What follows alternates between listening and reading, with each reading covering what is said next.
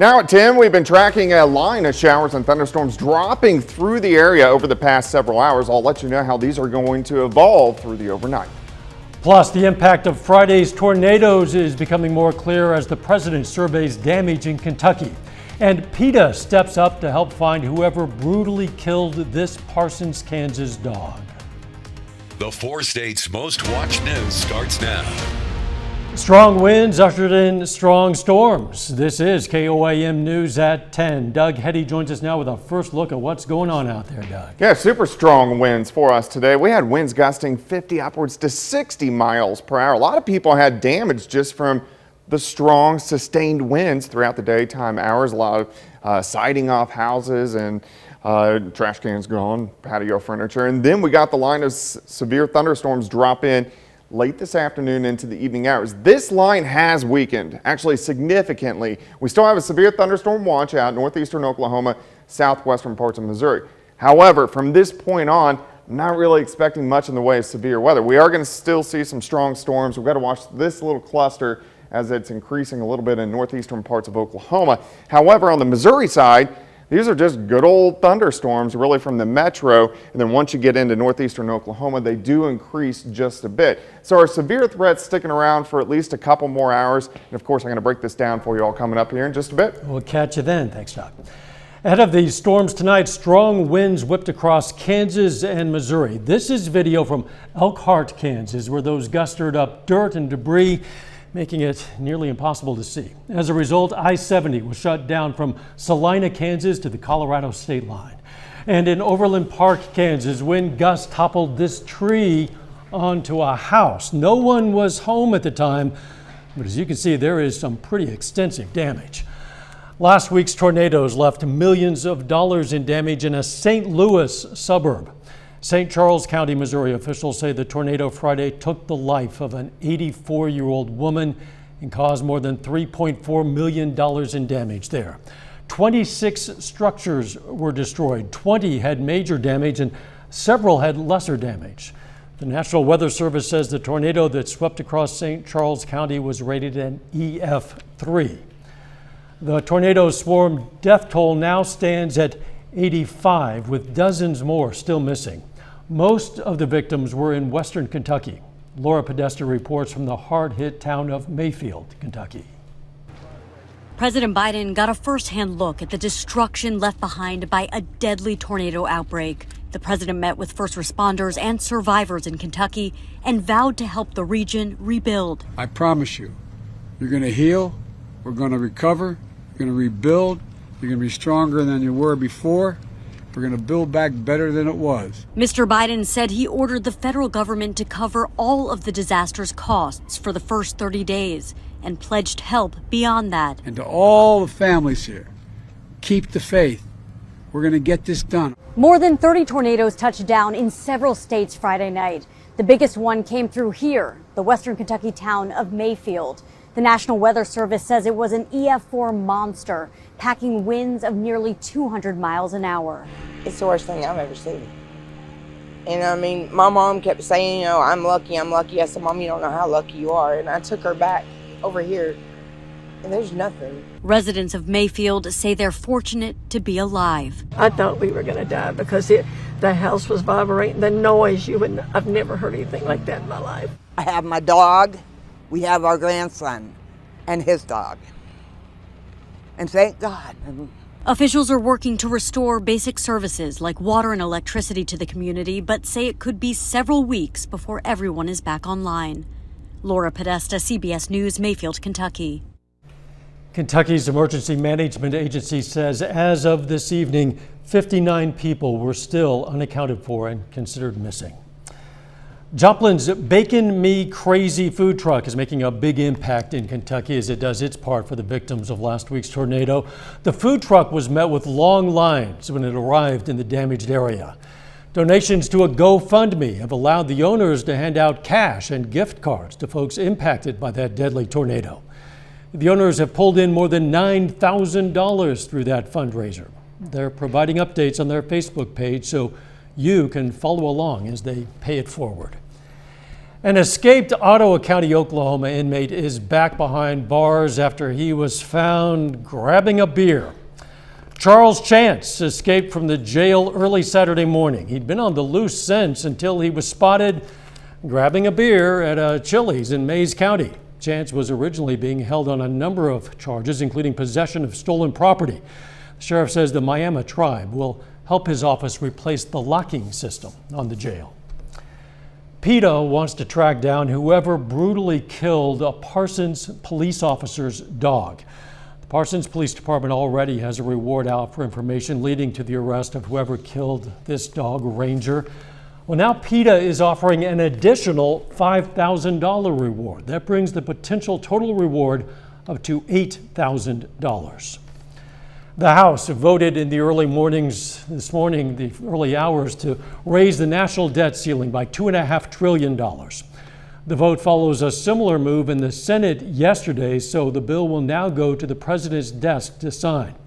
Senate Majority Leader Chuck Schumer says the new debt limit will be extended into 2023.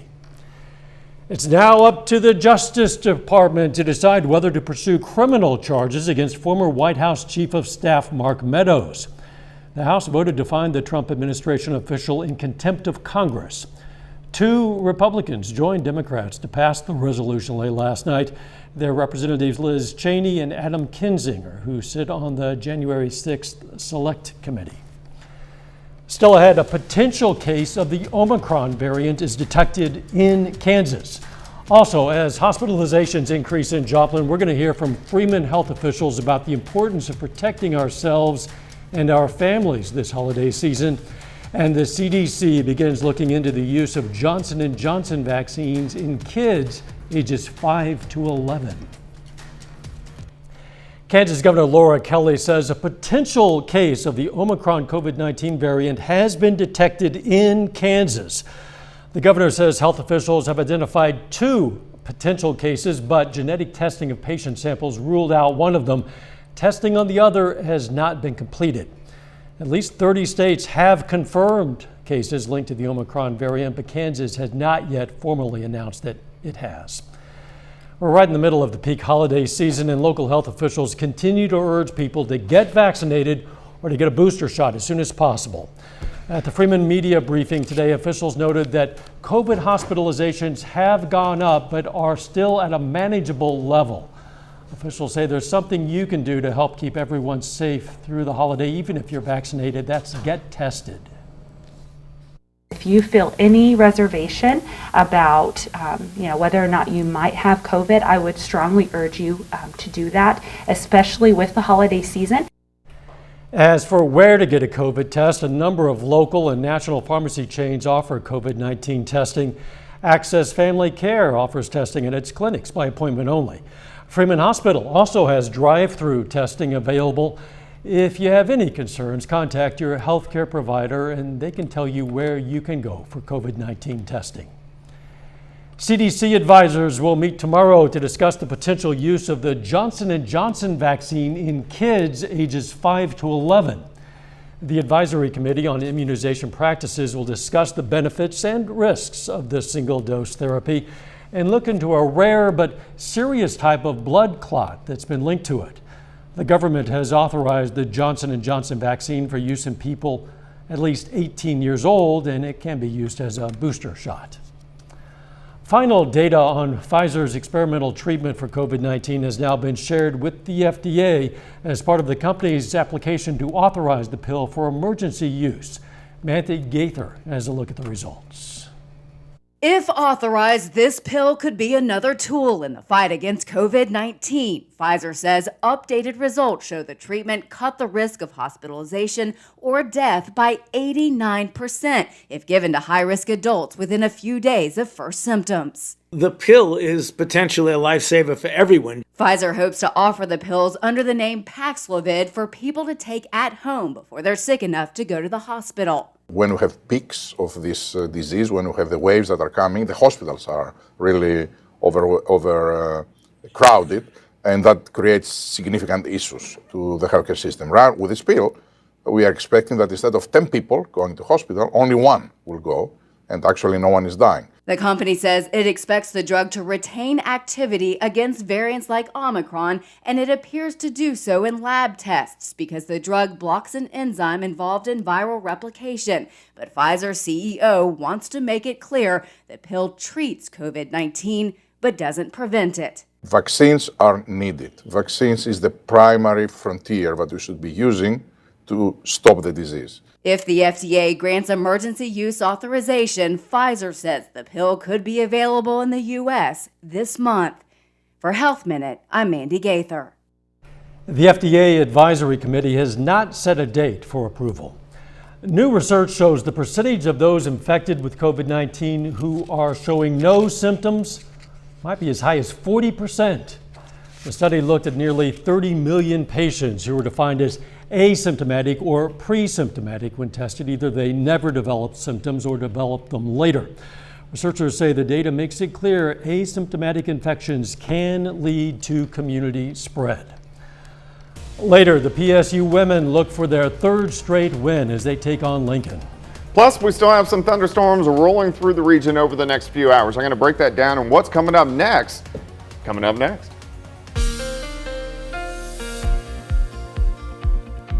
A little bit of a wild ride for us today. We had the winds gusting 50 to 60 miles per hour all day long. Then we set record highs. We made it up to 76. The old record was 74. On top of that, we get a line of showers and thunderstorms that drive in during the early evening hours. They were super severe when they were out across southeastern Kansas. We were getting winds gusting 70 upwards to 90 miles per hour. Now, as this storm system is stretched out, it has been weakening, which is good, but we still have a line of showers and thunderstorms.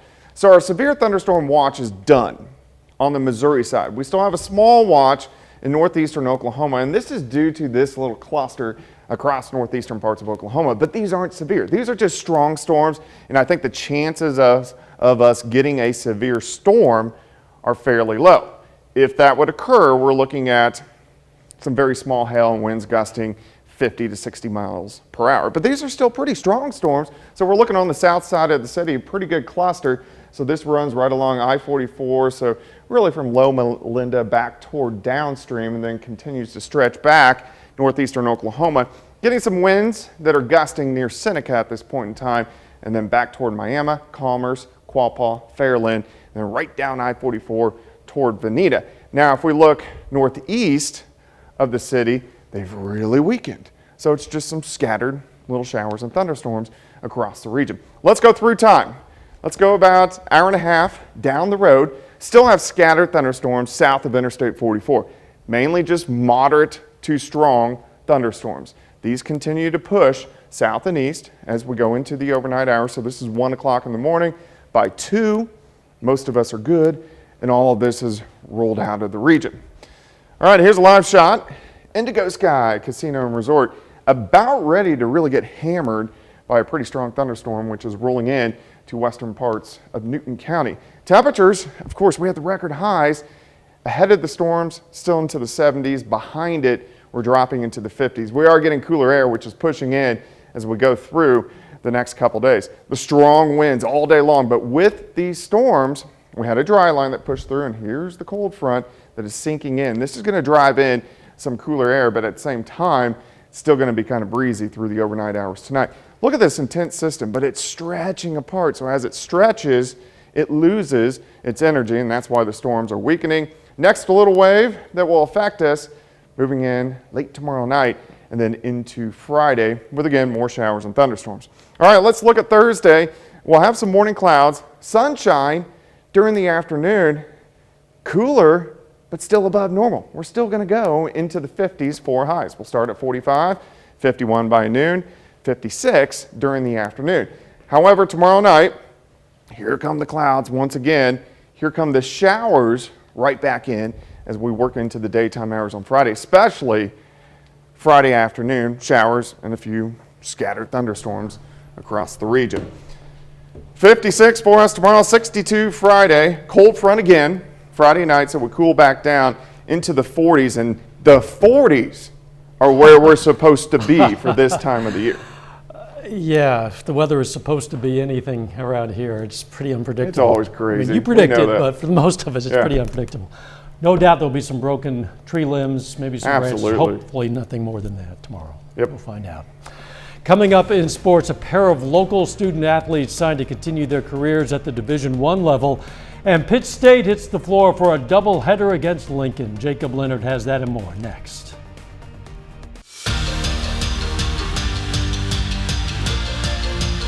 The Pittsburgh State Gorillas are back on the floor tonight in MIAA play, hosting the Lincoln Blue Tigers. On the women's side, the Gorillas are 7-2 in their first 9 games, including a 3-1 mark in the MIAA.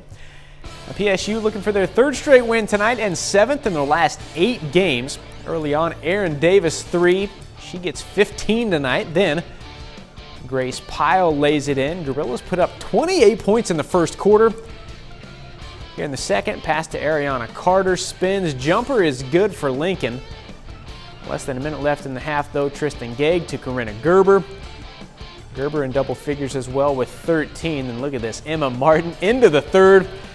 Beats the buzzer off the window. Later, more from Pyle, long range this time. Gorillas really good off the bench tonight. Pyle scores the team high 16.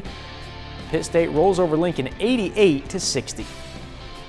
I think it just tells you that our bench is always engaged, and you know, when our numbers are called, we're coming up and we're going to pick our teammates up when they need a lift, and you know, next man up mentality. Everybody came in and they scored, and I think that's really, really cool to see on the stat line for people that don't play as much as they usually do. To the men's game now, Gorillas try to avoid a 4th straight loss. First game back, Quentin Hardrick knocks down the 3, 13 points, 9 boards, 8 assists for Hardrick. Other end, Chuck Wilson off the window. Blue Tigers have the lead. Ike Moore, other end, baseline, puts it in. Then Isaiah James, big night for him, knocks down the 3. He gets 30 tonight.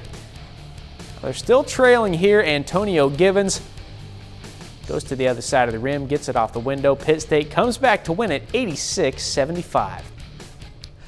Tonight is championship night at the Lady Mustang Classic at McDonald County High School. The Carl Junction Bulldogs are in the title game, facing Bentonville West tonight. Now, this one just went final a little bit ago. Carl Junction falls 57-45. Bulldogs now 7-3. They got the rest of 2021 off before returning to the floor on January 3rd against McDonald County. Well, we have a pair of big-time local signings this afternoon with 2 local kids signing to continue their careers at the Division I level. Both of them heading to the Big 12. We'll start in Frontenac with Landon Dean, signing to continue his football career in college. And Dean is headed to Stillwater, play for Mike Gundy and the Oklahoma State Cowboys. He'll be on the defensive line at Oklahoma State. Dean, 6'5", about 250. He can play. He helped the Raiders finish as the 3A state runner-up this past season, picking up 71 tackles, 11.5 sacks as a defensive end. It was very exciting. It was a little stressful, this process, but it was a very fun process, and I'm glad I got to make it official today. It was definitely exciting, just to see the off the field stuff, the dedication he's put into it, the love of the game. We don't get a whole lot of guys that just love football as much as Landon does, and the passion he plays with, his intensity, just his loyalty, his discipline, all that stuff. That's going to be big traits for him moving on. I'm graduating early, so I'll be going down there in January and ready to get to work, and just I'm blessed to have this opportunity and can't wait. In Joplin, we have another athlete headed to Oklahoma. Joplin High School senior Donovan Fowler signs today to continue his track and field career with the Oklahoma Sooners. Now, Fowler will compete in the long jump and triple jump at OU. He holds the school records in both events at Joplin High School.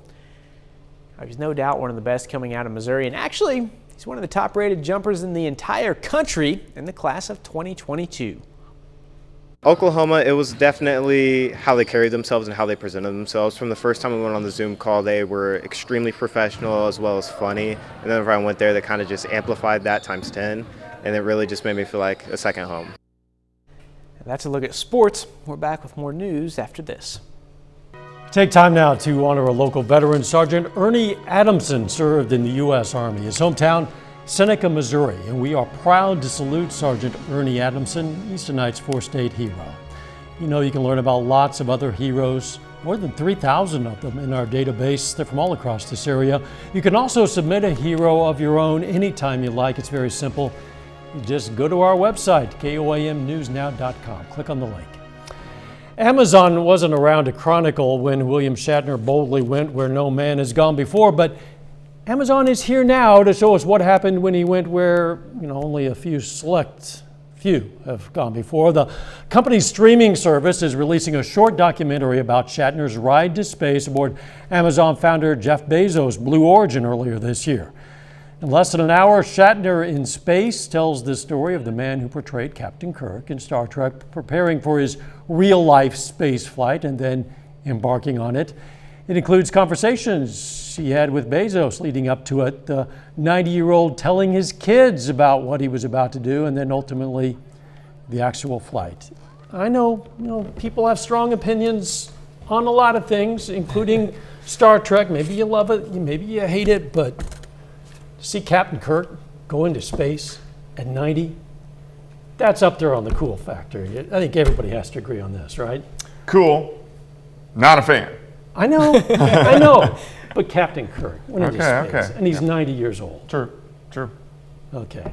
The weather. All right, we still have thunderstorms, especially in northeastern Oklahoma, extreme southwestern parts of Missouri. I think these are mainly going to stay strong, so I really think our severe threat is over. A little bit of sunshine for us tomorrow afternoon as we do make it up into the mid-50s. Rain back in tomorrow night into Friday. Quick sports notes. Don't forget Chiefs-Chargers tomorrow night. Big one in the AFC West. And don't forget the morning news, 5 a.m. Let's make it a great tomorrow.